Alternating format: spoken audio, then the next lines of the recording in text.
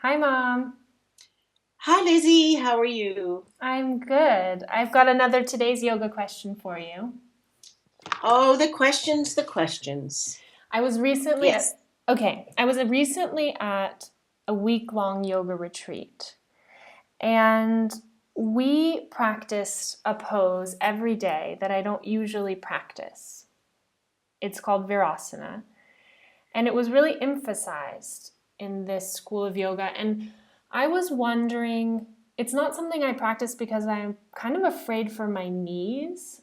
And the emphasis on doing this pose in every class made me think, sort of question myself, is this something I'm missing out on? Are there benefits of this pose that I'm not aware of? And then when I've spoken to other yoga teacher friends, there's kind of a yoga myth I've heard that it's really healthy for your knees. So I wanted to get your opinion and hear what you have to say about the risk versus the reward of practicing Virasana. I like your question. I'd like to, and I'd like to tell you that I very much enjoy when you or any yoga student questions the practice in a loving way. Is this a healthy pose for me? Do I need to stay as long as others? Do I need to stay more? Do I need to do less of this, more of this? That to me is a sign that you are individualizing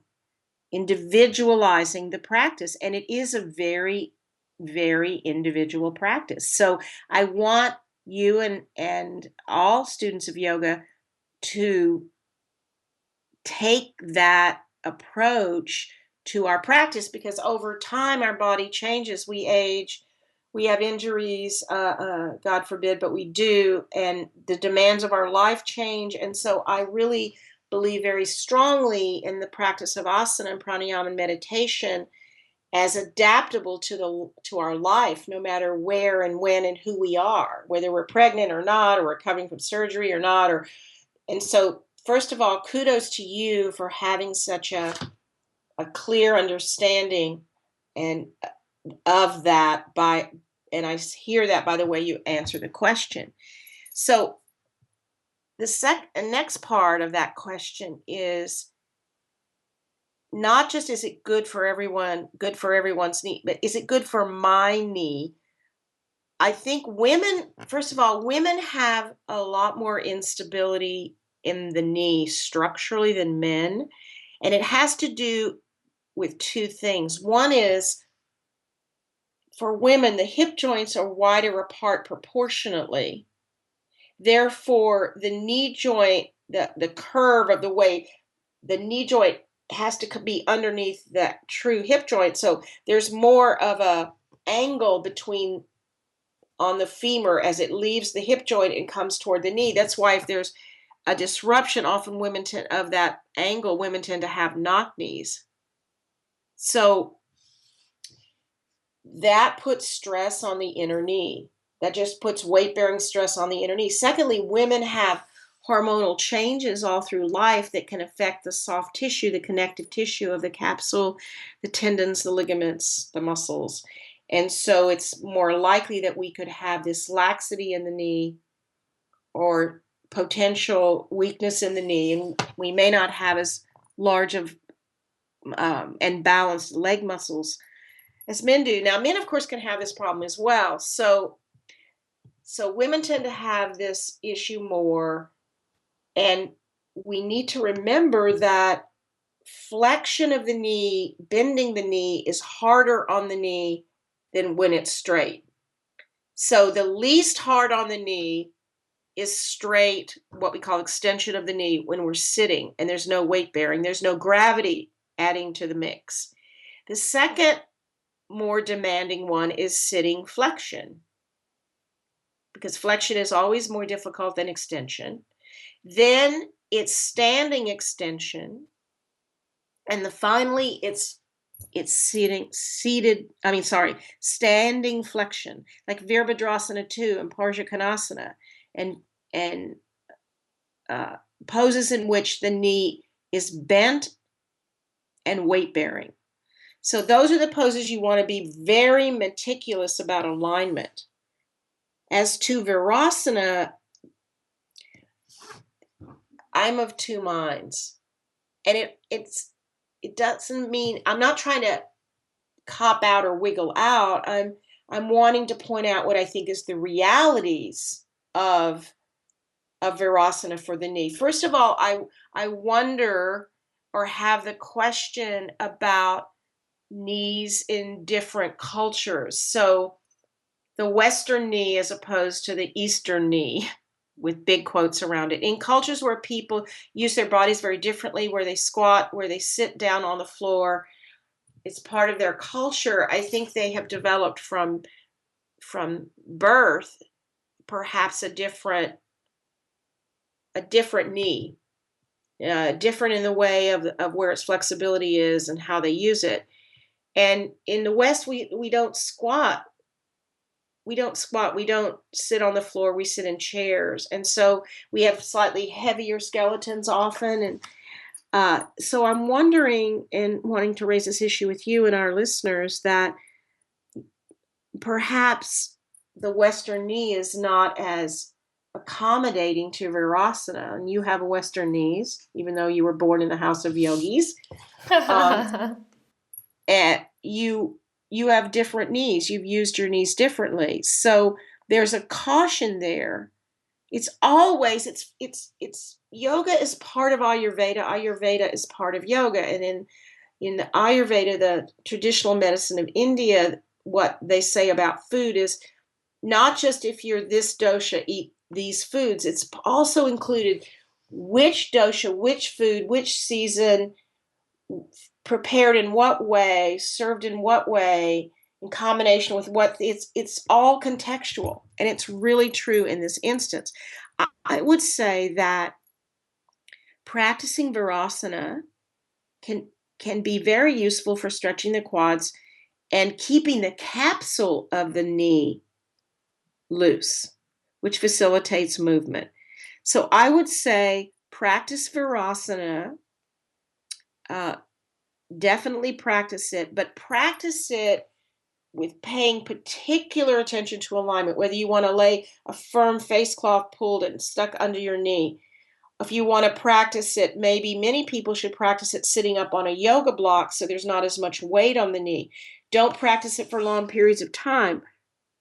Don't practice it too extreme. And when you practice it, I suggest, especially for Westerners, that you abduct, you open your knees apart, at least a foot, if not more, finding a distance, and not be practicing it by pushing the knees together, especially for women, because then the knees will be, if you will, inside the hip joint. So if you sit, especially for Western women, but if you sit with your thighs parallel and then you bring them in, like it's often taught, if you drew a straight line from your hip joints out toward your knees, the knees would be closer together than hip width.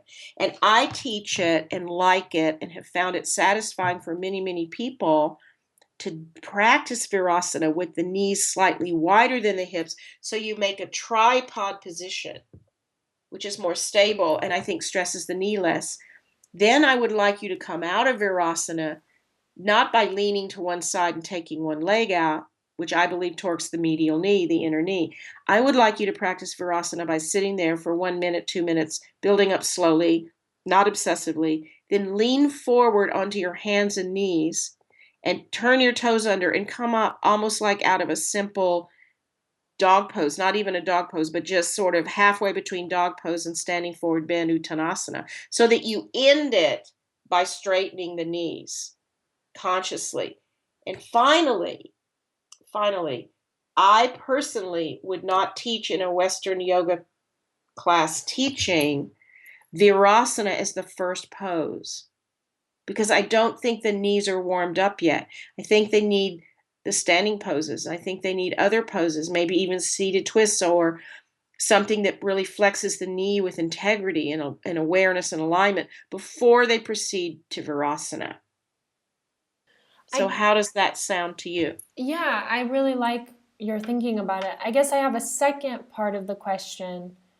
I'm really happy, as you said, sitting on a yoga block, but I have an underlying sense that there's something to be achieved in sitting between my feet all the way on the floor. The question is there a there? Is there something to be achieved for me, in your opinion, for your students? Is that a goal that I should be striving for?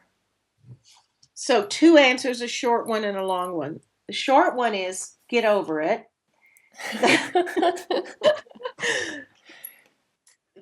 The long one is, what do you want from your asana practice? This is a rhetorical question.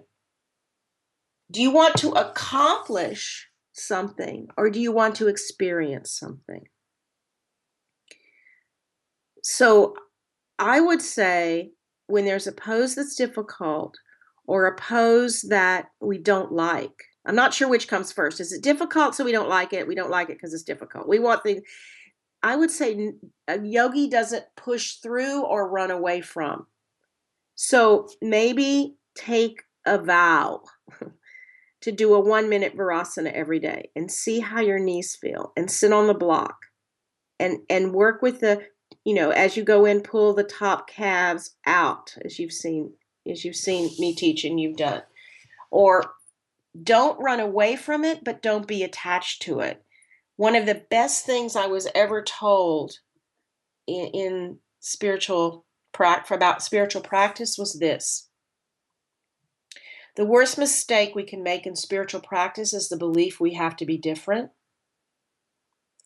So if we are fixing our body, excuse me, if we are fixing our body, if we are making ourselves better, if we are making ourselves holy, the very energy and beliefs around that we are somehow lesser than or evil or bad inherently, that energy is the residue that's in the pose.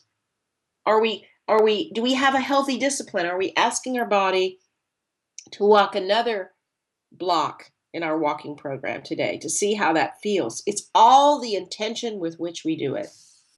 I think that's a perfect place to end. Thank you so much, Mama. Sending love to you.